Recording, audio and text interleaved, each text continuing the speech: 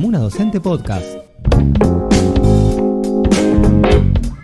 En el capítulo de hoy, crisis en la apropiación de la lectoescritura, una preocupación central para la docencia de hoy en día. Una de las grandes preocupaciones que se reflejan en las charlas con compañeros y compañeras de todos los niveles del sistema educativo, en cada una de las salas de profesores y profesoras o en los pasillos, es la dificultad que vemos, especialmente en el nivel secundario y terciario, del abordaje, lectura y entendimiento de textos más o menos complejos que les ofrecemos a nuestros estudiantes en cada una de nuestras clases. A continuación, proponemos una introducción general al problema, sin ánimos de agotarlo y con el objetivo de abrir un debate necesario. El problema es central. Analizar las causas y las consecuencias es clave.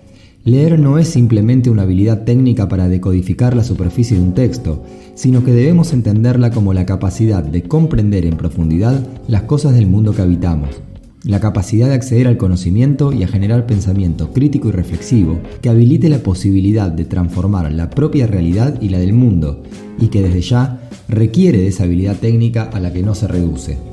Hoy nos encontramos en el nivel superior del sistema secundario, por hacer un corte arbitrario, con estudiantes que ni siquiera dominan bien la habilidad técnica, y nos preguntamos preocupados, ¿por qué sucede esto? Y así como la lectura no es una simple capacidad técnica, las razones no son unívocas, sino multicausales. Por falta de espacio, nos limitaremos a introducir la problemática que lejos estará de agotarse en lo que sigue, y lo abordaremos desde 3 dimensiones que consideramos centrales: el contexto sociohistórico, las consecuencias de la universalización de la educación sin recursos para llevarla a cabo y el problema pedagógico.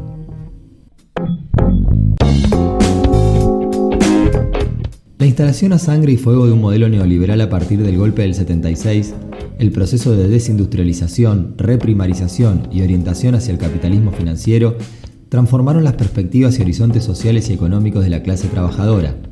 Y junto a esto, el lugar que las élites dominantes le relegaron a la educación para los sectores populares. Si en el periodo previo el ascenso social era posible, si los sectores populares podían acceder a trabajos dignos y a una educación que permitiera el desarrollo personal y social de sus hijos, el nuevo contexto propuso un nuevo objetivo que dio por tierra con una escuela que lo posibilitaba.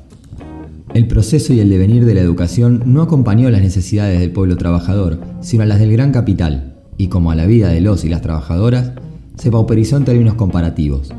Si bien el acceso se universalizó, al punto de volverse obligatoria, la escuela en todos sus niveles no está cumpliendo con el objetivo de formar sujetos pensantes, críticos, frente a una realidad que los sojuzga.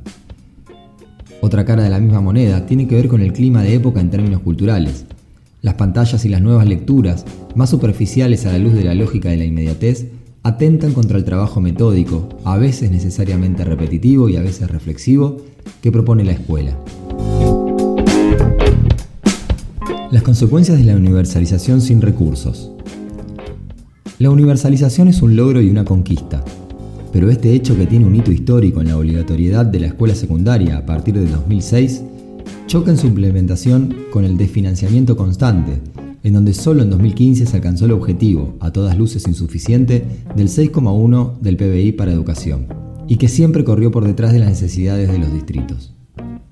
Más alumnos en las escuelas implica necesariamente la construcción de más escuelas. En vez de eso, los gobiernos impulsaron la política de compartir edificios, primarias y secundarias ocupando los mismos espacios, primarias relegando la mitad del edificio a la secundaria con el consecuente hacinamiento en ambos niveles, escuelas sin patios acordes para hacer los recreos o educación física, sin laboratorios, salas de computación, bibliotecas o espacios de uso común. Direcciones compartidas con preceptoría, falta de personal docente y capacitación que acompañe el devenir de las dificultades que imponen los nuevos contextos sociales.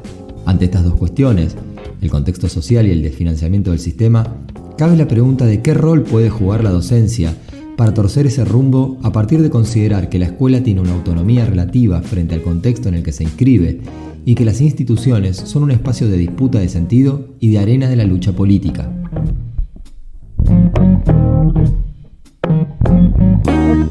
El problema pedagógico. De los 3 elementos, este es donde los y las docentes tenemos la posibilidad de hacer la diferencia, y quizás sea el más complejo de abordar en una sola nota. La discusión debe girar alrededor de los problemas materiales e históricos, pero también es necesaria una reflexión que ponga en el centro el problema pedagógico.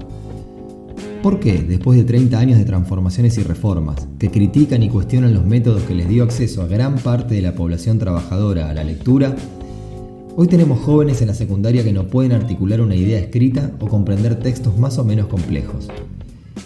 El contexto no ayuda, tal como venimos planteando, es cierto. La lógica del mercado, el consumo inmediato y el descarte permea las subjetividades con una agresividad y una eficacia que asustan.